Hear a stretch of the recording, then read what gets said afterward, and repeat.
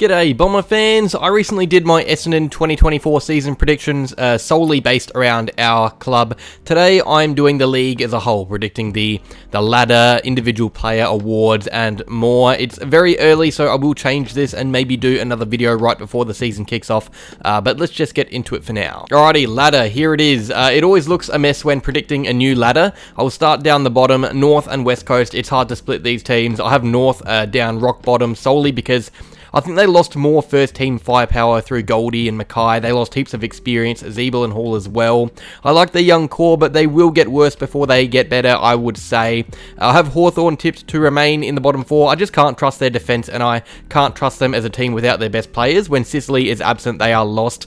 No team relies more on the availability of their best player than Hawthorn. Still very young as well, so expected, but just too many holes in that team for my liking. And Freo bottom four, this team is hard to read. I wouldn't be surprised if they manage their way higher up the ladder. Wouldn't be surprised if they slide as well, but I can't really justify putting another team below them. I'm not bullish on Gold Coast like others. I think they are going to be closer to the bottom than finals. I don't really get why there is hype, to be honest, with this team.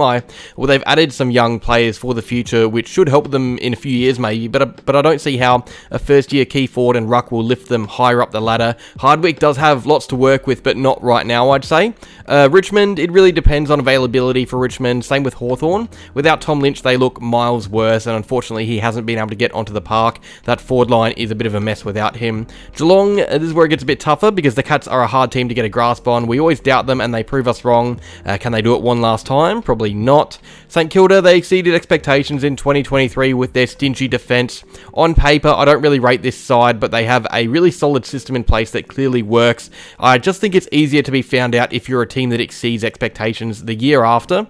It's never ideal. Adelaide 10th, many have them making the 8. I would have them there too if Nick Murray was available, but in the off-season they have lost Duday and Murray has his knee injury. It puts too much pressure on a pretty average backline as it already was. They are the funnest team to watch, the highest scoring, but that only gets you so far. That defence is the issue for me. You can't trust Jordan Butts to see out half a season without his partner.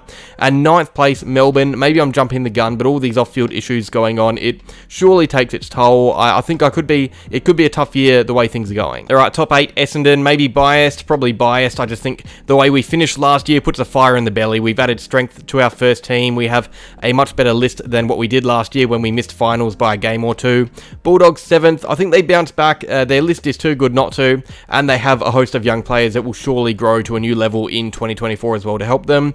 GWS, I'm unsure of GWS. They've done this before. We think we can trust them and they slide, but I have them here for now. Port 5th, Carlton 4th, which I'm sure Bomber fans love to hear. Sydney 3rd. I really rate this team, maybe more than most. I think it looks fantastic. Collingwood 2nd and Brisbane 1st. Brisbane minor premiers and premiers, that's my call. I'm really excited to see this team in 2024. I think when Duday comes into the side, he adds a new dimension to that defence to help Payne and Andrews. He's really underrated as a player because he doesn't play in Victoria, but I think he's going to do bits for Brisbane. But that is my ladder, so leave yours down in the comments if you want as well. Compare, do whatever you want. Alrighty, Brownlow, a few names come to mind. Lockie Neal is one. He's always up there every year. I think he is such a safe bet for a top 5 finish. You got Nick Dacos, Paddy Cripps, Petrarca. I'm going to back my boy Bontempelli though. For years I've thought he's the best in the comp. He has quietly been robbed of 2 Brownlows. Still at a good age. If his body stays right, I think he's up there, as long as his teammates don't steal too many votes off him like they always do. So Bontempelli for the Brownlow. I'd say Lockie Neal is my second bet just because of his consistency. And third up, I'll go with Luke Davies-Uniacke as a bit of a wild card. I just expect him to go to a new level in 2024, especially if his body holds up. If he stayed fit, he would have been near the All-Australian mark in 2023. So I'm quietly pretty excited to see what he can do in 2024. Might be a bit rogue, but I feel like there's always a rogue shout somewhere. Realistically, who would have had Errol Goulden in the top 3 before the start of 2023? You kind of have to add in some weird predictions. Some others I thought about. Sam Walsh is at a really good age.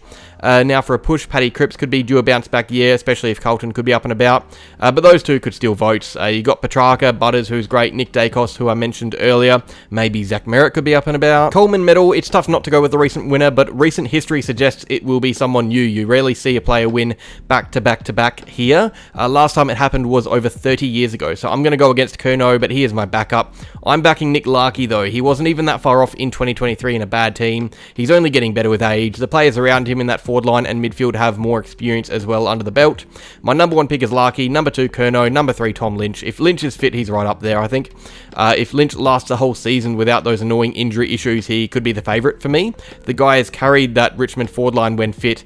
The only issue is he can't stay fit. It's the only reason I can't have him as my prediction. That goes to Nick Larkey. Any others? I guess the King brothers are hitting that age where we should see them have some big improvement. Jeremy Cameron, if he stays fit. Same goes for Hawkins. That's about it, though, off the top of my head. Alrighty, and Rising Star, I'm going to pick Riley Sanders from North Melbourne. I think he's the type of player that goes on to win these awards. He's a bit of a stat padder. He will regularly get 20 touches, I reckon. He's really consistent. I think Harley, Reid, and McKercher will eventually be better players. I think they're better players now, but right now, I reckon Sanders has what it takes to win the Rising Star. He does those things that I guess the voters like. He gets those disposals.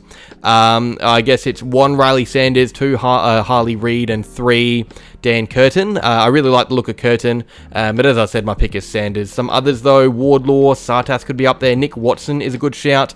Zane Dersma, there are a few big names. Alrighty, and finally, surprise All-Australian, a few names here. My pick is Connor Iden. I really rate this guy a lot. I think he's a terrific player. I was big on him before that grand final performance. I've spoken about him a lot on my other account as well, but the grand final performance cements it. I really think he's one of the better general defenders going around. He's my pick for surprise All-Australian because he's getting some recognition now. He got some late in the year. Some other names though, maybe someone like Mitch Lewis or Blake Akers, a few of these guys who don't really get the appreciation they deserve, but my main pick is Connor Iden. I think he's just a magnificent player. That's that though. Those are my expert predictions. They're all going to be right. Don't even bother coming back at the end of the year to check. Let me know what you think down below in the comments. Feel free to leave your predictions, but that's it. Like, subscribe, and as always, go Bombers.